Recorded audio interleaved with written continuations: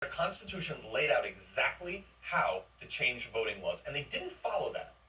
They passed sweeping changes to allow mass mail-in ballots and circumvented signature verification. Plain and simple. Folks, I'm not talking about fraud, I'm talking about process. Texas called them out. And the Supreme Court wouldn't even hear the case, and that annoyed a lot of people. People felt betrayed. They betrayed that we didn't get our day in court. I get it. And now we're seeing the double standard of the violence. Folks, I don't justify violence at all.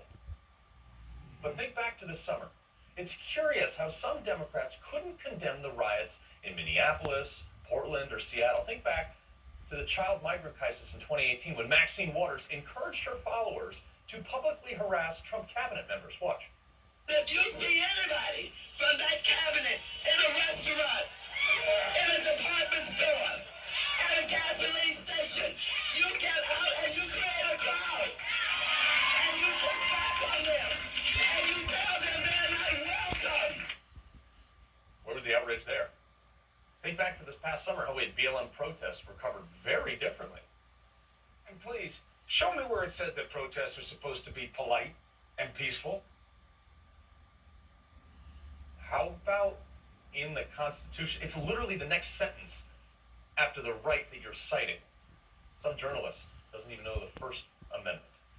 So when someone who feels that their vote was the last thing they had and they don't even feel it counted, no matter what the courts say, no matter what the media says or the talking heads, they don't care.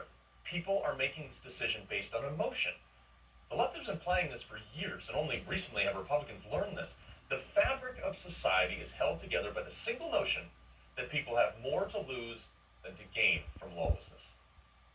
We're at that tipping point right now. People are desperate. But how do we fix this? And how do we get back to normal? I put a lot of thought into this, folks. And as I said earlier, I'm the last person who wants to see unrest or war, and I'm very nervous, very nervous. We all need to cool it. Liberals, you gotta stop trying to cancel everybody. If someone disagrees with you, they're not a racist bigot.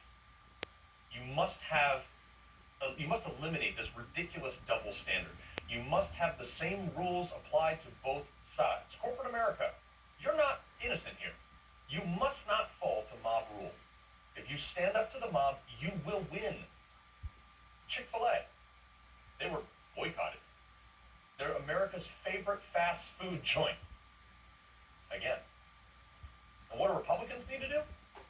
Once the left starts calling their own people out, because that's what we need to acknowledge it and begin to de-escalate the situation, not try to run them over. Republicans are far less at fault here, but we're not innocent. We spiked the football on them every day of Trump's presidency. We know we did. Most times to solely tick off liberals. I'm guilty of this too. Stop. We're here now because liberals have gotten their way for so long, and only recently Republicans started fighting back en masse. That was President Trump's philosophy. Fight back.